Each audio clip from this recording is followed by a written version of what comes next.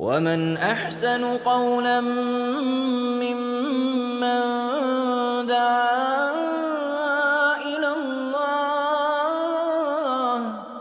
وعمل صالحا وقال إنني من المسلمين. Buni qarang. Voy Xudoyim, menda juda ko'p savollar bor. Ko'p savollarim bor. Savollaringiz borligidan xursandman. Biz shu yerda ularga javob berish uchun turibmiz. Biz musulmonlar yagona Xudoga ishonamiz. Biz yaratilgan narsalarning hech biriga ibodat qilmaymiz. Masalan, Isoga, avliyolarga, qabrlarga, butlarga ibodat qilmaymiz. Biz faqat hamma narsani yaratgan Allohga ibodat qilamiz. Ha, aytayotganingiz juda to'g'ri. Lekin menda yana ko'plab savollar bor. Ko'plab savollarim bor. Juda yaxshi. Biz aynan shu savollarga javob berish uchun shu yerdamiz. Biz Ibrohim ishongan Xudoga, Muso ishongan Xudoga, Iso ishongan Xudoga va Muhammad sallallohu alayhi va sallamlar ishongan Xudoga ishonamiz. Rostlarning barchasiga tinchlik bo'lsin. To'xtang, bu Qur'on-a? Albatta Qur'on. To'g'rimi? Biz musulmonmiz. Axir bu haqida gaplashyapmiz. Menda yana savollar bor. Sizlar Muso ishongan Xudoga ishonasizlarmi? Ha, biz Muso ishongan o'sha Xudoga ishonamiz. Unda muammo nimada? Hech qanday muammo yo'q. Muammo odamlarning bilimsizligida. Odamlar sizga o'xshab kelib suhbat qurishni istamaydi. Ular shunchaki mish-mishlarga ishonishadi. Holbuki biz Musoni ham Isoni ham barcha payg'ambarlarni yaxshi ko'ramiz. Barchasini. Lekin siz Isoga sig'inmaysiz-ku. Men Isoga ibodat qilmayman. Isoga sig'inmaysiz. Yo'q, men Iso ibodat qilgan Xudoga, Muso ibodat qilgan Xudoga ibodat qilaman. Aynan Iso peshonasini yerga qo'yib sajda qilgan o'sha Xudoga, aynan o'sha Xudoga ibodat qilaman. Boshqa hech kimga sig'inmaysiz. Tushunmadim, unda muammolar qayerdan kelib chiqyapti? Men ham tushunmayman, axir bu oddiy, sodda tushuncha-ku. Demak, hech qanday qo'shimcha avliyolar yo'q, qo'shimcha vositalar yo'q, qo'shimcha odamlar yo'q, qo'shimcha hech narsa, qo'shimcha qo'ylar ham yo'q. Barchasi bir din. Iso ham, Muso ham cho'chqa yemagan. Men ham cho'chqa yemayman. Bularni tushunaman, lekin menda yana savollar bor. Ammo nega odamlar bir-biri bilan urushib, tortishib yuribdi? Bilasizmi? Gap shundaki, ha, tushunaman. Siz o'zingizni Musoga yaqin his qilasiz, to'g'rimi? Shuning uchun ham men bu janjalning sabablarini tushunmayapman. Men ham bu adovatni tushunmayman. Menimcha ayrimlar siyosiy maqsadlarda bir jamoani boshqasiga qarshi qo'yib, odamlar orasida nafrat uyg'otishadi. Biz musulmonlar esa tinchlikni istaymiz. Biz Isoni yaxshi ko'ramiz. Uni haqorat qilmaymiz. U haqida masxarali karikaturalar chizmaymiz. Biz Isoni yaxshi ko'ramiz, ha. Unda bu borada siz ulardan yaxshiroqsiz, to'g'rimi? Shundaymi? Masalan, ayrimlar Isoni masxara qiladigan filmlar olishadi. Iso superstarmish. Biz esa Allohning ulug' payg'ambari Isoga hech qachon bunday hurmatsizlik qilmaymiz. Yaqinda Muso haqida ham uni masxara qiladigan film ishlashdi. Biz esa Musoni ham, Ibrohimni ham, Muhammadni ham yaxshi ko'ramiz. Sallallohu alayhi va sallam. Ularning barchasiga tinchlik bo'lsin. Men Isoning ismini aytsam ham unga tinchlik bo'lsin deyman. Musoning ismini aytsam ham unga tinchlik bo'lsin deyman. Mana shunday hurmat ko'rsataman ularga. Ularning barchasini birdek yaxshi ko'ramiz. Birortasini inkor etmaymiz. Men tushunmayapman, unda nega sizlar urushyapsizlar? Nega muqaddas urushlar va nega mojarolar bo'ladi? Axir oqibat hammangiz bir Xudoga ibodat qilasiz-ku, to'g'rimi? Bir Xudoga. Keyin esa qaytib yana urushni boshlaysizlar. Men shu joyni tushunmayapman. Xuddi nasroniylar bilan boshqalar o'rtasidagi bo'lgani kabi. Ha, bu fikrga qo'shilaman. Buni shunday tasavvur qiling. Masalan, salb yurishi davrida musulmonlar Falastinda yahudiylar va nasroniylar bilan tinch yashashgan. U yerda sinagoglar ham, cherkovlar ham bo'lgan. Keyin esa Yevropadan odamlar kelib urush boshlashgan. Xuddi hozir AQSh Eronga hujum qilgani kabi. Eron AQShga hujum qilmagan. AQSh Iroqqa hujum qilgani kabi. Iroq esa AQShga hujum qilmagan edi. Lekin endi gap Xudo, Qur'on va boshqa din vakillari haqida ketganda yana siyosatchilar ham aralashadi. Siyosatchilar, to'g'rimi? Bilmayman, rostini aytsam, mening hech kim bilan adovatim yo'q. Diniy tomondan ham adovatim yo'q. Uzr, lekin buni nasroniylar orasida ham ko'rganman. Hozir ham nasroniy radiosini qo'ysam, bir paytning o'zida shunday holat bo'ladi. Men nasroniy radiosini eshitganman. Keyin reklama chiqadi, unda islomga qarshi gaplar bo'ladi. Bir safar eshitib o'tirgandim, oxiri radioni o'chirib qo'ydim. O'zimga aytdimki, nasroniy musiqasini tinglay olmayman. Chunki orada bir odam chiqib, yangi seminarimda sizlarga nima uchun islom e'tiqodi bunday emasligini va nega ular bunday qilishini aytaman deb qoladi. Shunda bo'ldi deb radioni o'chirib qo'yaman. Tushuna olmayman, nega hatto reklamaning o'zida ham janjal boshlanadi. Avval Xudoni madh qilishadi, keyin reklama chiqib nafrat targ'ib qiladigan konferensiyani sotadi, undan keyin yana Xudoga qaytishadi. Bo'ldi-da, baribir men radioni o'chirib qo'ydim. Meni qiziqtirayotgan narsa, nega hamma bir-biri bilan adovat qiladi? Biz musulmonlar odatda nasroniylardan nafratlanishga targ'ib qiladigan konferensiyalar o'tkazmaymiz. Masalan, men Indoneziyada bo'lganman. U yerda Osiyodagi eng katta cherkovlardan biri bor. Ular ibodat qiladigan paytda hatto masjidning avtoturargohidan ham foydalanishardi. Bizda bunday narsalar bilan muammo bo'lmasdi. Biz musulmonlar Iso haqiqiy payg'ambar bo'lganiga ishonamiz. Shuning uchun men Isoni sevgan odamlardan hech qachon nafratlanmayman. Biz Isoga ibodat qilmaymiz, chunki u hech qachon o'ziga ibodat qilishni buyurmagan. Shundaymi? U faqatgina Xudoga ibodat qilishni buyurgan. Bular menga mantiqli ko'rinyapti, chunki bunda shaytoniy hech narsa yo'q. Dunyoga, odamlarga nafrat uyg'otuvchi hech narsa yo'q. Nasroniy ahmoq demadingiz, yahudiy ahmoq demadingiz. Bilasizmi, men ko'pincha biror guruhning oldiga borsam, ular menga ularning muammosi mana bu deb gap boshlaydi. Shunda men, yo'q, menga muammoning o'zini aytmang. Menga nima uchun bu muammo ekanligini ayting deyman. Menimcha, ulardagi muammo bilimsizlik, to'g'rimi? To'g'ri, lekin iltimos ular demang, shuni yodda tuting. Chunki shunday desangiz, o'sha ajralish boshlanadi. Shunday. Yo'q, men umuman bilimsizlikni nazarda tutyapman. Ya'ni ko'pchilik musulmon kimligini aslida bilmaydi. Ko'pchilik odamlar musulmonlarni tanimaydi. Ko'pchilik Iso aslida kim bo'lganini ham bilmaydi. Unga tinchlik bo'lsin. Muso aslida kim bo'lganini ham bilmaydi. Ularga tinchlik bo'lsin. Shunda odamlardan biz ularga qarshimiz degan tushuncha paydo bo'ladi. Aslida esa bizning kurashimiz odamlar bilan emas, bilimsizlik bilan. Shu sabab bilan biz bu yerdamiz. Odamlarni ma'rifatlantirish uchun harakat qilyapmiz. Shu bois Qur'onni bepul tarqatamiz. Bundan pul ishlamoqchi emasmiz. Biz odamlar o'rtasida ko'prik qurmoqchimiz. Biz yagona Xudoga ishonamiz. Siz ham yagona Xudoga ishonasizmi? Albatta. Juda yaxshi. Mana Injilda 2-amirda butlarga sig'inma deyilgan. Men ham bunga ishonaman, lekin muammo shundaki, ko'p odamlar Xudoni uchga bo'lib yuborishadi yoki butlar va tasvirlarni ulug'lay boshlashadi. Keyin esa o'z injillarini ham o'qimaydilar. So'ng kimdir chiqib, nega musulmonlar bilan adovat qilamiz? Axir ular ham Iso ishongan Xudoga ishonadilar-ku desa, cherkov o'z ta'limotini saqlab qolish kerak bo'ladi, to'g'rimi? Qanday qilib ular milliardlab daromad topishdi? Cherkov o'z ta'limotlarini saqlab qolish uchun musulmonlar unday, musulmonlar bunday deb har xil bo'xton gaplarni gapira boshlashdi. Lekin sizga o'xshagan yaxshi odamlar o'tirib suhbat qiladigan insonlar bunday tashviqotga ishonib ketishmaydi. Lekin odamlar gaplashishni istashmaydi. Bugun bu yerda minglab odamlar bor. Ulardan qanchasi to'xtab, "Xo'sh, sizlar nima haqida gapiryapsizlar?" deb so'raydi. To'g'rimi? Mana sizga bir narsani ko'rsataman. Bu mening shaxsiy Qur'onim. Bu esa mening shaxsiy Injilim bo'ladi. Bilib turgan ekansiz. Boshdan oxirigacha o'qib chiqqanman. Boshqa tomonni yaxshi tushunish uchun ularning kitobini o'qiydigan odam ekansiz. Siz bilan oqilona suhbat qursa bo'ladi. Men sizni o'z dinini biladigan odam deb o'ylagandim, lekin siz boshqa tomonni dinini ham yaxshi bilar ekansiz. Bu endi butunlay boshqa darajadagi suhbat bo'ladi. Men boshqa dinlarning kitoblarini ham o'qib chiqqanman. Mahabharat, Bhagavad Gita, buddizmga oid ko'plab asarlarni o'qiganman. Suzuki yozgan kitoblarni ham o'qiganman albatta. Bularning orasidan o'z yo'lingizni topgansiz. Alhamdulillah, musulmonman. Nimani nazarda tutayotganimni tushunyapsiz deb o'ylayman. Aslida bu qiyin emas, Aslida bu qiyin emas. Men boshqa diniy an'analarni ham hurmat qilaman. Masalan, yahudiylarning eski ahdiga sharh yozgan Rashiyni ham o'qiganman. Uni ilmiy mehnatini hurmat qilaman. Men musulmon sifatida barcha odamlar teng deb ishonaman. Irqi sababli hech kim boshqasidan ustun emas. Muhammad payg'ambar sollallohu alayhi va sallam bizga shunday o'rgatganlar. Arabning arab bo'lmagandan, oq tanlining qora tanlidan yoki qora tanlining oq tanlidan ustunligi yo'q. Hamma Alloh huzurida tengdir. Allohga eng yaqin bo'ladigan eng taqvodorlardir. Irqning bunga aloqasi yo'q. Men shunga ishonaman. Men hatto oq tanlilar ustun degan ekstremistik jamiyatning kitobini ham o'qiganman. Shunchaki ular nima deb o'ylashini bilmoqchi bo'lganman. O'qimasdan turib ularni qanday hukm qilaman?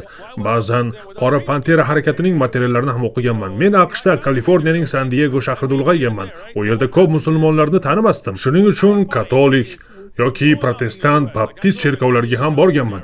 Hatto Yahovaning shohidlari yig'iladigan Kingdom Hallga ham borganman. Bularning barchasi meni yanada bilimli qildi. Shuning uchun men musulmonman desam, bu tanlovni ongli ravishda qilganimni ayta olaman. Men islomni o'rganib, keyin tanlaganman. Shunchaki ko'r-ko'rona ergashib ketmaganman. Buni nima anglatishini bilasiz, birodar? Men buni qadrlayman. Men yahuvachilar bilan ham uchrashganman. Nasroniylar bilan ham, yahudiylar bilan ham suhbatlashganman. Ularning ko'pchiligi faqat ayrim oyatlarni bilgandek tuyuladi. Masalan, Rimliklarga maktubdan yoki Yuhanno 3:16 ni aytib bera olishadi. Buni deyarli hamma biladi. Xudo olamni shunchalik sevdiki, o'zining yagona o'g'lini berdi. Ko'pincha bu odamlarga bir xil gaplarni takrorlash odatiga o'xshaydi. Men esa siz aslida nimani bilasiz deyman. Menga shunchaki o'zingiz nimaga ishonchingizni ayting. Ko'pchiligi boshqa dinlar haqida deyarli hech narsa bilmaydi. Ularni qoralaydi, odatdagi gaplarni aytadi. Xudo qudratlidir deydi. Keyin esa o'z e'tiqodini tushuntirishga o'tadi. Men esa bu yetarli emas deyman. Gapingizga qo'shilaman. Siz bilimli odamsiz, men buni qadrlayman. Qiziq tomoni shundaki, biz agar Injilga murojaat qiladigan kim mana shunday yondoshib gaplashsa, yutqazadi, tushunyapsizmi? Yutqazadi. Ey haloyiq, musulmon Injilga qarab o'zining shaxsiy fikrini emas, menga Injilda nima yozilgani bilan menga javob beryapti. Ochig'i sizlar biroz ilmingizni oshirishingiz kerak ekan. Rostdan. Endi Injilni o'ziga qaraylik. Bu Zabur kitobida, ya'ni Isodan oldin yozilgan. Unda shunday deyilgan: "Men farmonni e'lon qilaman. Egam menga dedi: "Sen mening o'g'limsan. Bugun men seni tug'dim." Demak, Davud Isodan oldin ham Xudoning o'g'li deb atalmoqda. Unda Yuhanno 3:16 ni aytib yuradigan odamlar bu haqida nima deyish oladi? Nima deyishadi? Bir daqiqa, Sulaymonni nazarda tutyapsizmi? Yo'q, Davudni, ya'ni Davudning Zaburi. Bu yerda Davudga "Sen mening o'g'limsan, bugun men seni tug'dim" deb aytilgan. Endi siz aytayotganingizdek, Sulaymon ham, u ham Xudoning o'g'li deb atalgan. Masalan, Yeremiya kitobida "Men Isroilga otaman, Efraim esa mening to'ng'ichimdir" deyilgan.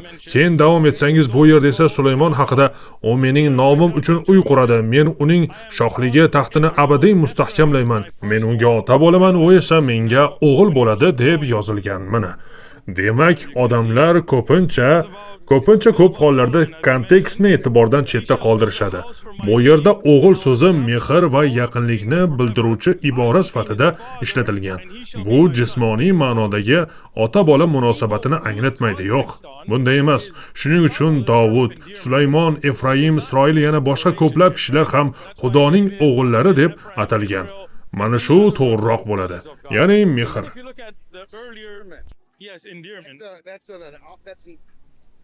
Zo'r ibora ekan. Ya'ni o'g'il mehr va yaqinlikni bildiradigan ibora ekan. Ha, aynan shunday. Mana ibtido kitobida ham shunday deyilgan: Xudoning o'g'illari insonlarning qizlarini ko'rdilar. Bir daqiqa. Men bu haqida bugun kechqurun o'ylab ko'rishim kerak, yaxshilab. Xo'sh, unda bu masalani ham tushuntirib bera olasizmi? Ha, albatta. Mana bu yerda Xudoning o'g'illari deyilgan, ya'ni ko'plik shaklida. Xo'sh, bu nimani anglatadi? Ya'ni farishtalar yoki solih insonlar Allohga yaqin va uning suyukli bandalari bo'lgani uchun o'g'illar deb atalgan. Bu jismoniy ma'noda emas. Masalan, men bir yosh yigitning noto'g'ri ish qilayotganini ko'rib, "O'g'lim, kel senga bir gap aytay" desam, bu meni o'sha bolaning onasiga uylanganimni bildirmaydi. Men buni mehr va hurmatni bildiruvchi murojaat sifatida aytyapman. Masalan, ilgari katolik cherkovda borganimda ruhoniyga "Meni kechiring ota, men gunoh qildim" dedim. Bu bilan u mening haqiqiy otam yoki onamning eri demoqchi emasman. Bu shunchaki hurmat ifodasi. Xuddi shunday, biz Isoga Allohning payg'ambari bo'lgan deb ishonamiz. Ba'zan odamlar bundan norozi bo'lishadi, lekin Injilning o'ziga qarasangiz, Iso o'zi ham o'zini payg'ambar deb ataydi. Injil uning payg'ambar ekanini bir necha marta tasdiqlaydi. Hatto uning shogirdlari ham turli joylarda uni elchi va payg'ambar deb atashgan. Mana sizlarga bir necha aniq so'zlarni ko'rsataman. Ko'p joylarni qalam bilan belgilab qo'yganman. Bu nasroniylarning Injiliga ko'ra Isoning o'z so'zlaridir. Men bugun, ertaga va undan keyin kuni yo'limni davom ettirishim kerak. Chunki payg'ambarning Quddusdan tashqarida halok bo'lishi mumkin emas. Demak, Iso o'zini payg'ambar deb atagan. Yana uning mo'jizalarini ko'rgan olomon haqida so'rashganda odamlar bu Jalilning Nosira shahridan bo'lgan payg'ambar Iso deb javob berishgan. Bu Matto 21:11 da yozilgan. Shuning uchun biz musulmonlar uning payg'ambar ekaniga ishonamiz. Ha, biz uning payg'ambar ekaniga ishonamiz. Iso Injilda hech qachon "Men Xudoman" demaydi. Aksincha, mening emas, Otaning irodasi amalga oshsin deydi. Zo'r. Bularni hammasini va Injilni tushunib oldim. Lekin odamlar nega bu masalada adashayotganini tushunmayapman. Ular nega adashyapti? Buni bilmayman. Ha. Bu yaxshi savol, lekin bilmayman. Buni bilishni istardim. Rahmat, yaxshi suhbat bo'ldi. Ismingiz nima? Alan. Alon, juda yaxshi suhbat qurdik. Xo'sh, Alon, o'zingiz nimaga ishonasiz? Yagona Xudo borligiga ishonasizmi? Siz aytgan hamma gaplarga qo'shilaman. Buni o'zingiz yaxshi bilasiz. Zo'r, bu borada hech qanday shubham yo'q. Menimcha hozir aynan shu fikrdaman. Aynan shu fikrda. Siz payg'ambarlarga ishonasizmi? Ibrohimga, Muso, Iso, Muhammad alayhissalomlarga ishonasizmi? Bu payg'ambarlar mening aqlimni oldi, ha. Chunki, axir ular bizga xabar olib kelishgan. Ha, shunday. Payg'ambar bo'lish xuddi bu mening o'g'lim degandek. Bu ajoyib bo'ldi. Men uchun yangilik bo'ldi. Qolgan odamlarni esa xuddi o'sha darajaga yetishni intilayotgan qarindoshlar kabi ko'raman. Shunday. To'g'ri, bu yaxshi fikr bo'ldi. Aytmoqchi bo'lganim, menga bu fikr juda yoqdi. Rahmat sizga. Demak, siz yakka Xudoga, uning payg'ambarlariga ishonasiz. Demak, sizda musulmonning e'tiqodi bor. Lekin mana shu yerda ozgina farq bor. Men hali sizga o'z qarashimni aytmadim. Siz aytgan deyarli hamma gapga qo'shilaman, lekin qayerda farq bor? Mana shu kichkina joyda. Mendan xafa bo'lmang. Bilasizmi, meni umrim cheklangan. Meni umrim qisqa, har doim shunday bo'lgan. Men bunga sog'lom aql bilan qarayman. Mening umrim esa juda qisqa. Men bunday ulkan olamni to'liq tushuna olmayman. Nima demoqchi bo'layotganimni tushunyapsiz. Men o'zimni koinotni tushunishga urinayotgan chumolidek his qilaman. Agar biror payt men bu koinotni to'liq bilaman desam, bu chumoli uchun haddan tashqari katta kibrlanish bo'ladi. Qancha izlanmay baribir koinotning eng chekka qatlamlarini to'liq anglay olmayman. Masalan, men qizil siljish yoki ko'k siljishni ko'ra olmayman. Agar shularni ham ko'ra olmasam, demak butun umrim davomida mening vazifam olim sifatida ham, Xudoni izlovchi talaba sifatida ham Xudoni o'rganishdir. Bilamanki, shu kichkina ongim bilan uni hech qachon to'liq anglay olmayman. Shuning uchun butun umrim davomida o'zimga biror yorliq qo'ymasdan izlanishda bo'laman. Menimcha yashashning eng go'zal yo'li ham shu bo'lsa kerak. Menimcha shunday. Siz aytganlaringizni hammasi islom e'tiqodidir. Shubhasiz islom e'tiqodi. Men sizga shuni aytmoqchiman. Biz musulmonlar ishonamizki, Qur'onda aytilganidek, Allohga o'xshatib bo'ladigan hech narsa yo'q va uni inson o'z aqli bilan to'liq tasavvur qila olmaydi. Alloh taolo shu qadar ulug'ki, biz uning suratini yasamaymiz. Chunki hech qanday tasvir Allohning buyukligini ifodalay olmaydi. Butparastlik ham shundan boshlanadi. Biz Allohni tasavvur qilib bo'lmaydigan zot deb bilamiz. Hatto oxiratda abadiy yashayotganimizda uni ko'ramiz. Uni ko'ramiz, lekin bu dunyoda uni ko'ra olmas edik. Ko'rsak halok bo'lamiz, shubhasiz. Tushunyapsizmi? Demak, sizning fikringiz biznikiga juda yaqin, juda ham yaqin. Musulmon Allohni to'liq angladim deb da'vo qilmaydi. Butun umri davomida izlanadi, o'rganadi, ilm oladi va o'sadi. Men 1995-yildan beri islomni o'rganaman va hali ham talabaman. Har kuni Alloh, din, hukmlar, tarix va Alloh bizga bildirgan kelajak haqida yangi narsalarni o'rganaman. Har kuni ilm olyapman. Siz ham shunday qilishingiz kerak, shunday qiling. Albatta shunday qilaman. Qabrgacha ilm o'rganishdan to'xtamang. Islomning buyuk olimlaridan biri Ahmad ibn Hanbal aytganidek, beshikdan qabrgacha siyohdon bilan yuramiz, ya'ni umr bo'yi ilm talabasi bo'lib qolamiz degan. Shunday, tushunarli. Lekin siz yagona Xudoga ishonasiz, shundaymi? Undan boshqa hech kim ibodatga loyiq emasligiga ishonasiz. Payg'ambarlar yuborilganiga ham ishonasiz. Musulmon bo'lish uchun shu narsaga guvohlik bersangiz bo'lgani. Biz sizni suvga cho'miltirmaymiz, suvga botirib har xil amallar qilmaymiz yoki shunga o'xshash narsalar. Biz faqat siz allaqachon ishonayotgan narsaga bog'lanishingizni so'raymiz. Sizda Qur'on bor, men sizni birodarlar bilan bog'layman. Savol berishda davom eting, o'rganishda davom eting. Endi ayting, ibodatga loyiq faqat yagona iloh. Yo'q, buni menga aytirishingiz shart emas. Men Allan guvohlik beramanki, faqat bitta Xudo bor. Undan boshqa hech kim ibodatga loyiq emas. Men ham siz ibodat qilgan o'sha Xudoga ishonaman. Faqat bitta Xudo bor. Agar kimdadir bu borada chalkashlik bo'lsa, kitobni yana bir bor o'qib ko'rsin. Unda bir Xudo haqida gap ketayotganini, ko'p xudolar haqida emasligini tushunadi. Juda yaxshi, juda zo'r. Xo'sh, endi ayting, Muhammad alayhissalom Allohning payg'ambari bo'lganiga ham ishonasizmi? Albatta, bu voqealar men hali Qur'onni o'qib ko'rmadim. Bu men uchun Qur'on bilan ilk jiddiy tanishuv. Lekin siz allaqachon Iso, Ibrohim, Musoni payg'ambar ekanligiga ishonasiz.